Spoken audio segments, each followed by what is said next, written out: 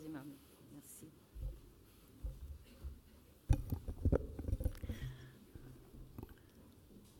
Madame la Première Présidente, Monsieur le Procureur Général, merci d'avoir su trouver des mots si précis, si beaux, si forts, si lumineux, pour dire avec une très grande liberté, avec une très belle audace, l'image que vous faites vous-même de l'institution judiciaire, de cette mission extrêmement respectable, respectée et respectueuse de nos libertés, de nos lois, de notre droit que vous incarnez. Et vous avez donné ainsi, par vos propos, par cette liberté de ton, par cette lucidité, par cette précision dans vos discours, vous avez donné l'image vraiment d'une très belle institution judiciaire. Et je ne saurais, avec trop d'insistance, inviter les promotions qui vous suivent à lire, regarder peut-être si cette audience solennelle de rentrée est enregistrée en images, à regarder aussi, parce que vos visages aussi parlent, parce que vos yeux aussi donnent de l'intensité, de la densité aux mots que vous utilisez. Et pour ma part, j'ai été plus réconfortée encore que je ne suis chaque fois que je me déplace en juridiction. J'ai été plus réconfortée encore en vous écoutant, parce que cette institution judiciaire, ces magistrats qui, presque tous les jours, entendent mettre en cause leur rigueur, leur sens de la responsabilité, mais la protection qu'ils assurent de nos libertés individuelles, ces magistrats, lorsqu'ils ont sous les yeux, en leur nom même, une représentation telle que celle que vous nous avez donnée tous les deux ce matin, je pense qu'ils peuvent se sentir renforcés dans la beauté de leur mission, dans la hauteur de leur mission et surtout dans la confiance qu'ils peuvent avoir en eux-mêmes et en leur capacité à donner vie à cette belle autorité constitutionnelle. Permettez que je salue une partie de cette noble et distinguée assistance, les adjectifs étant choisis à dessein, en sachant qu'il y a ici exclusivement des éminences et que malheureusement je ne pourrais pas m'offrir le plaisir de saluer chacune et chacun. Monsieur le préfet de région, monsieur le préfet du Pas-de-Calais, messieurs les parlementaires, députés et sénateurs, monsieur le maire de la ville, monsieur le président du conseil régional, monsieur le président, messieurs les présidents de conseil général, madame la représentante de la maire de Lille, monsieur général de division, monsieur le directeur départemental de la sécurité publique, monsieur le directeur de l'École nationale de la magistrature, monsieur le recteur, madame la présidente de la Cour administrative d'appel, mesdames et messieurs les membres du Conseil supérieur de la magistrature, mesdames et messieurs les premiers présidents et les procureurs généraux, mesdames et messieurs les présidents et procureurs des tribunaux de grande instance que je prends plaisir à citer, Douai, Lille, Béthune, Boulogne-sur-Mer, Valenciennes, Dunkerque, Arras, Avesnes, Surelpe, Cambrai et Saint-Omer, mesdames et messieurs les directeurs des greffes, mesdames et messieurs les magistrats et fonctionnaires de greffe, les greffiers en chef, greffiers, secrétaires administratifs, adjoints techniques, mesdames et messieurs les représentants des professions judiciaires, mesdames, messieurs les bâtonniers, mesdames et messieurs représentants de chambres départementales ou régionales présents des différentes professions de droit, notaires, huissiers, juges consulaires, greffiers de tribunaux de commerce, si présents, mesdames et messieurs les hautes personnalités administratives et universitaires. Pardon pour cet exercice qui paraît toujours fastidieux, mais qui relève d'une part de la courtoisie républicaine et qui représente pour moi un plaisir particulier pour dire mon respect aux personnalités qui sont présentes et qui surtout au quotidien œuvrent à la justice. Je veux vous dire le plaisir particulier aussi que j'éprouve à être parmi vous ce matin. C'est la première audience solennelle de rentrée à laquelle j'assiste pour cette année 2014 et je tenais à venir jusqu'à vous pour cet événement qui nous rappelle le long parcours de l'institution judiciaire dans sa représentation ici sur ce territoire. Et ces occasions de visiter l'histoire sont toujours des moments extrêmement importants, d'abord pour tirer les enseignements de cette histoire, mais également pour nourrir nos réflexions sur l'avenir. Montesquieu disait qu'il faut éclairer l'histoire par les lois et les lois par l'histoire. Et s'il est un territoire particulier ou un terrain privilégié pour mettre en œuvre cette maxime, c'est bien ici, avec ces 300 ans d'existence de l'institution judiciaire, sous des formes diverses, bien entendu, puisque l'histoire du Parlement de Flandre a quand même eu une influence indiscutable sur l'émergence de la justice moderne et donc sur la démocratie. L'histoire de l'instauration de ce Parlement de Flandre est liée de façon intime à l'histoire de notre justice et à l'histoire de la démocratie à travers les religions, leur prééminence, leur ressac,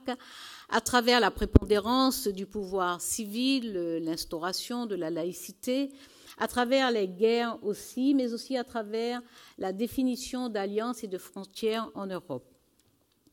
C'est au XIIIe siècle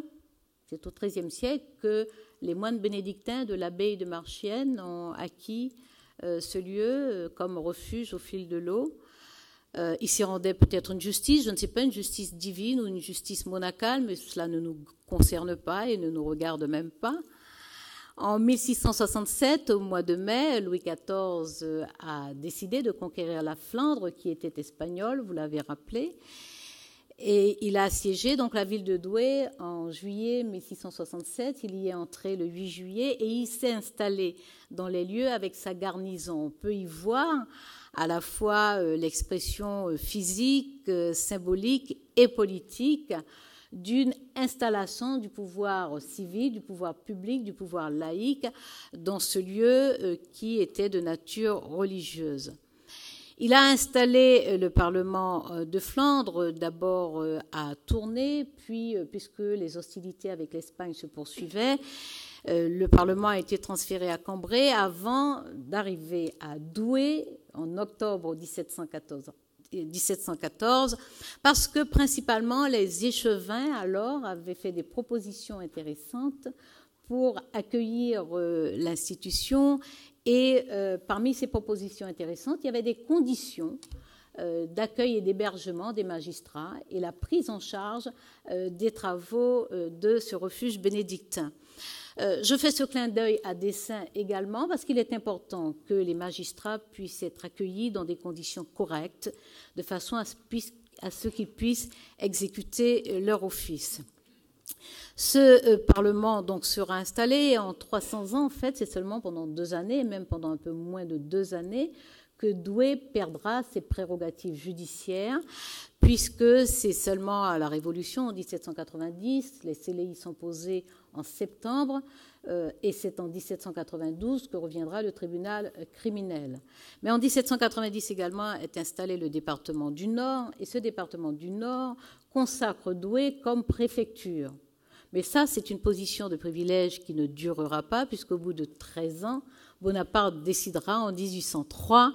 de transférer la préfecture à Lille. Nous avons donc là le début, je n'en suis pas sûre, mais une étape importante des divergences entre la carte administrative et la carte judiciaire, sujet extrêmement difficile et éruptif que j'ai à charge d'essayer de traiter en harmonie et en douceur. Le Parlement œuvre, mais il œuvre, c'est le 12e Parlement de France d'ailleurs, et il œuvre comme les autres parlements, c'est-à-dire qu'il est une juridiction de premier ressort pour la noblesse, une juridiction d'appel pour le tiers-État, mais surtout, il a la prérogative du contrôle des ordonnances, des édits, des déclarations du roi, et il peut prononcer, ce qu'il n'hésite pas à faire, il peut prononcer des remontrances lorsqu'il refuse d'enregistrer les ordonnances du roi. Il y a là une des missions exécutées, assurées par nos parlements de cette époque, et cette mission consiste à contenir le pouvoir royal, donc à endiguer le despotisme royal et à donc préparer l'avènement de la démocratie. Nous avons donc une dette incontestable envers ces parlements qui ont permis d'une certaine façon les prémices de la Révolution et donc permis l'émergence de cette démocratie et de cette justice moderne que nous connaissons aujourd'hui. Ici, à Douai, vous avez un héritage particulier et cet héritage, vous le faites prospérer puisque vous accueillez, vous le disiez, Madame la Première Présidente, vous accueillez de jeunes promotions en proportion plus importante que presque partout ailleurs, ou peut-être partout ailleurs. Vous disiez pratiquement un quart, moi j'ai des chiffres plus modestes, mais déjà considérables, puisqu'on me parle de 19% de la promotion de 2011, donc qui arrive en juridiction en 2013, qui se retrouvera à Douai. C'est considérable par rapport à l'ensemble du territoire, de sorte que vous avez une moyenne d'âge de 43 ans, qui me rappelle des souvenirs lointains, ici à Douai, alors que la moyenne nationale est de 47 ans. Vous entretenez donc cet héritage d'une justice dynamique, d'une justice engagée, d'une justice jeune et donc d'une capacité de renouvellement qui contribue à la vitalité de la démocratie. Mais je n'ignore pas que si cet héritage peut vivre aussi intensément, il le pourra plus encore si les moyens sont donnés. J'ai bien entendu vos appels, j'ai bien entendu que vous avez pris acte des efforts qui ont été accomplis et je vous en sais gré, je vous exprime ma gratitude à tous les deux, mais j'ai bien entendu vos appels et je sais bien à quel point nos juridictions sur l'ensemble des territoires ont des besoins. Ici en particulier des travaux sont en cours, des travaux importants, moins importants que ceux qui ont eu cours au XVIIIe siècle, parce que c'est à cette époque que des travaux extrêmement lourds ont permis la construction de la prison dans les sous-sols, ainsi que les chambres à l'étage. Mais il y a des besoins aujourd'hui encore. Vous avez une aile sud d'ailleurs, je ne sais pas si j'aurai le temps de l'apercevoir, une aile sud qui permet d'accueillir notamment les appartements officiels. Mais il y a des besoins. Alors, je sais que vous avez exprimé des inquiétudes quant à ces deux consultations qui se sont avérées infructueuses, faute d'entreprise de démolition. Nous avons donc décidé de lancer une nouvelle consultation qui regroupe à la fois les travaux de démolition et les travaux de construction. Les entreprises candidates ont reçu le dossier en décembre dernier et au mois de mai prochain, nous devrions être en mesure de procéder à la notification du marché. Donc les travaux pourront se poursuivre. Et il m'a été indiqué d'ailleurs qu'il y aura une vue sur la Scarpe qui permettra que la salle des pas perdus rappelle un peu le couloir de l'abbaye. On ne se défait jamais de son héritage religieux, semble-t-il. Le ressort de la Cour d'appel de Douai a, je l'ai dit, montré son dynamisme, sa grande vitalité, sa participation à la vie de l'institution judiciaire, à la qualité de l'œuvre de justice elle-même, qui a été, monsieur le procureur, à travers vos propos, mesurée par quelques chiffres fort significatifs, qui disent à la fois la sévérité lorsqu'elle est nécessaire, mais aussi la capacité à préparer le temps qui viendra après la condamnation, la décision de sanction, et par ce taux extraordinaire d'aménagement de peine à assurer la part que la justice doit prendre à la réinsertion des personnes qui, à un moment ou à un autre, font l'objet d'une de ces décisions. Vous accueillez la classe préparatoire, la seule en dehors de Paris et de Bordeaux, de l'École nationale de la magistrature. Cette classe préparatoire est vraiment un acte de justice sociale, au-delà de la justice en tant que vertu absolue, un acte de justice sociale, puisque ces classes préparatoires permettent d'améliorer les chances d'un certain nombre d'étudiants qui ont des talents personnels, qui ont des ressources personnelles, qui ont leurs propres capacités, mais qui n'ont pas les moyens matériels et les conditions pour accéder à l'un des plus beaux et sans doute l'un des plus difficiles concours de la République. Cette classe préparatoire les y prépare. Grâce à un partenariat exemplaire entre vous et l'université, que je veux remercier ici, mais aussi grâce à la forte implication des magistrats dans le tutorat qu'ils assurent auprès de ces étudiants. Je le disais, vous accueillez de jeunes promotions en proportion importante. Cela vous donne des atouts particuliers pour préparer cette justice du XXIe siècle, puisque nous avons parlé du passé, nous sommes sur le présent, mais l'intérêt justement d'interroger le passé, c'est d'en tirer des enseignements pour voir comment nous répondons de la façon la plus efficace, la plus précise, la plus valorisante pour la démocratie aux enjeux de la justice. Et vous savez donc que j'ai engagé cette réflexion collective sur une justice du XXIe siècle et nous allons travailler demain, vendredi et samedi collectivement à la Maison de l'UNESCO pour réformer la justice au service des citoyens. Je sais que vous y avez pris une part active dans le cadre de la préparation et j'ai entendu, Madame la Première Présidente, l'impatience que vous évoquez quant aux décisions qu'il convient de prendre. Je vais rappeler simplement que lorsque j'ai installé ces groupes de travail, j'ai souhaité que les rapports me soient remis au bout de 4 mois et que ce sont les groupes de travail eux-mêmes qui ont souhaité un temps supplémentaire et qui ont donc décidé de travailler pendant une dizaine de mois. Je me suis inclinée de bonne grâce parce que j'estime qu'ils étaient les mieux placés pour savoir le temps nécessaire pour fournir un travail de qualité compte tenu de la diversité de la composition des groupes de travail et de la commission Nadal et compte tenu justement du temps nécessaire pour mûrir ces regards qui se croisaient et produire des rapports de qualité, et c'est bien ce qui a été fait. Les rapports sont de très grande qualité. Ils totalisent 268 préconisations. J'ai constaté, avec un peu de perplexité dans un premier temps, avec un peu de stupeur même parfois, à quel point le fait qu'un journaliste extrait une des préconisations sur ces 268 pouvait provoquer un débat de forte intensité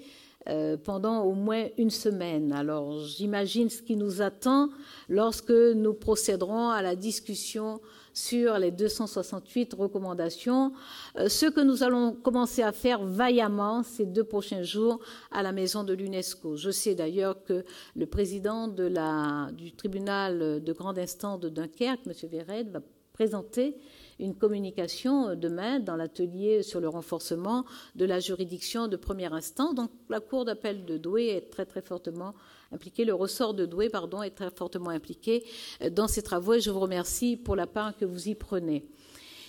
Vous avez rappelé à quel point de nombreux partenaires contribuent à l'œuvre de justice et je vous remercie de leur avoir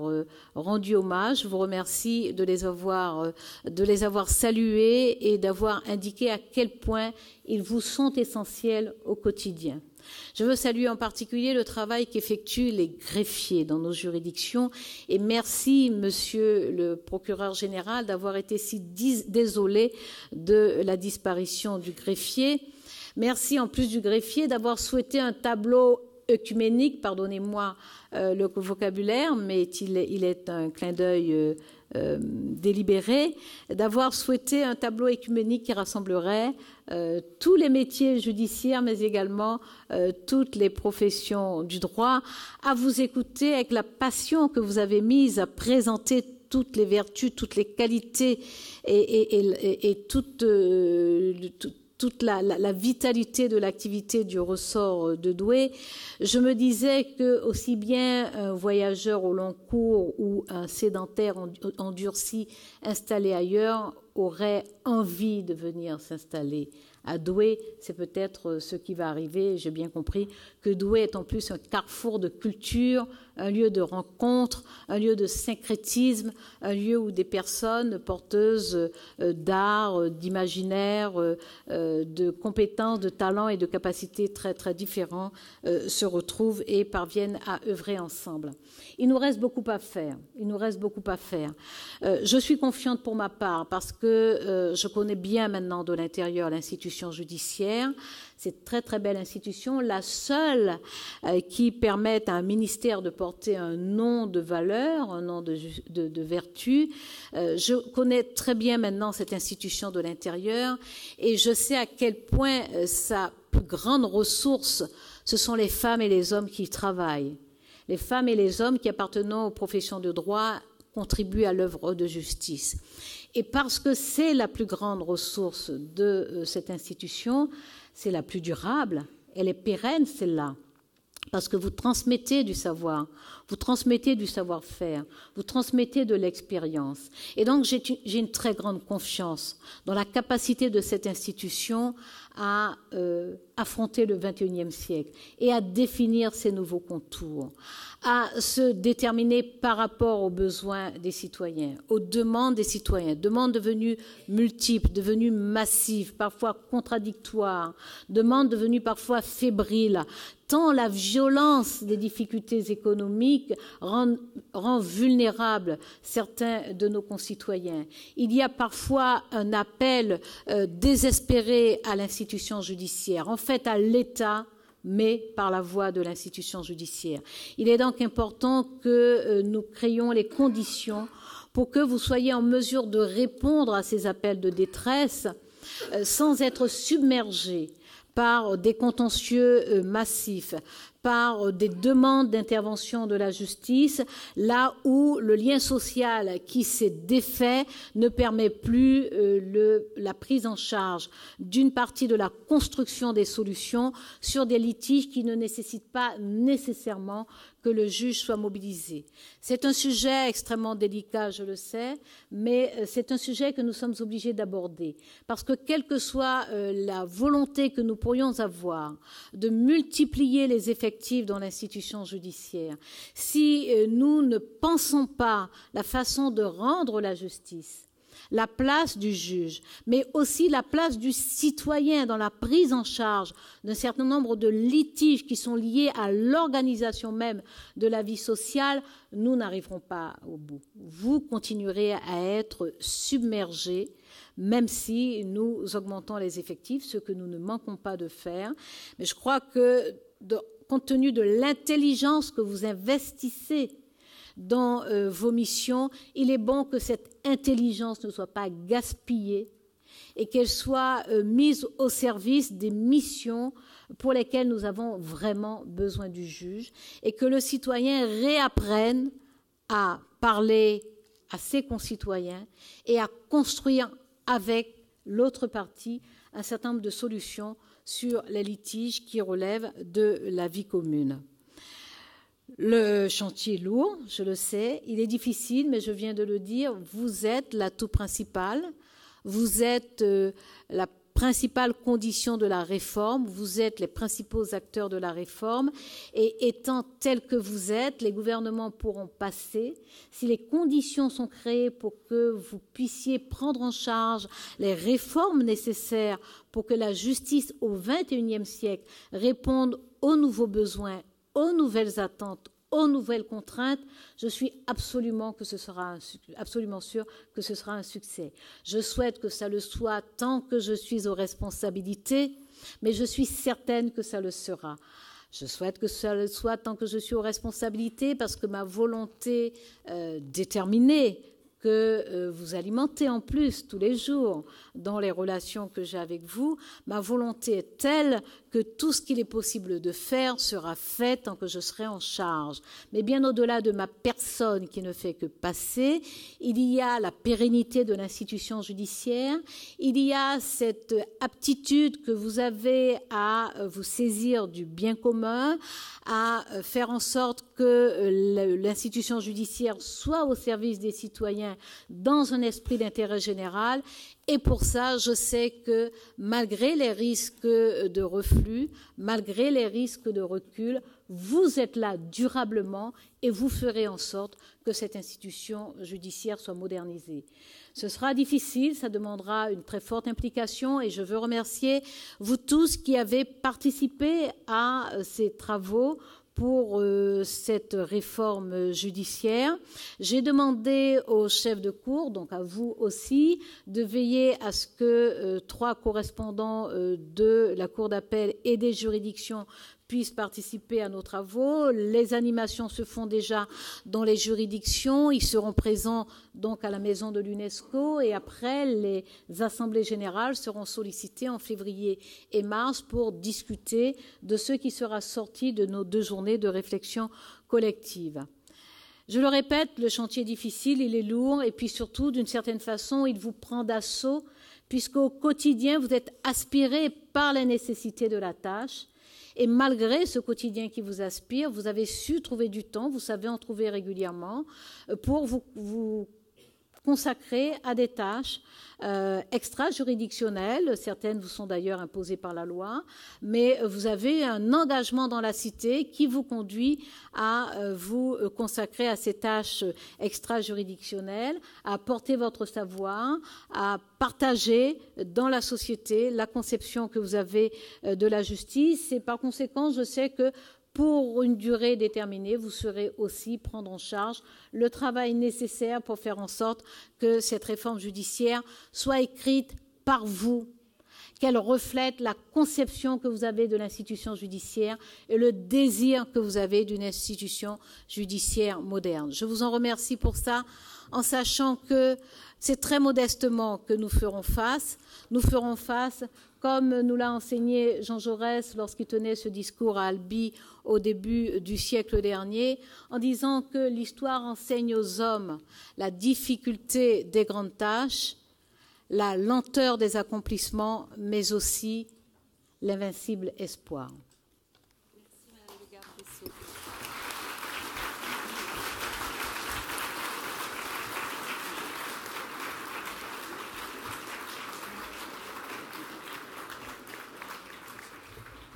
L'audience est levée. Nous vous remercions de rester à vos places pour nous laisser sortir avec Madame le garde des Sceaux et les personnalités des premiers rangs pour aller vers Gaillan pour une dernière photo.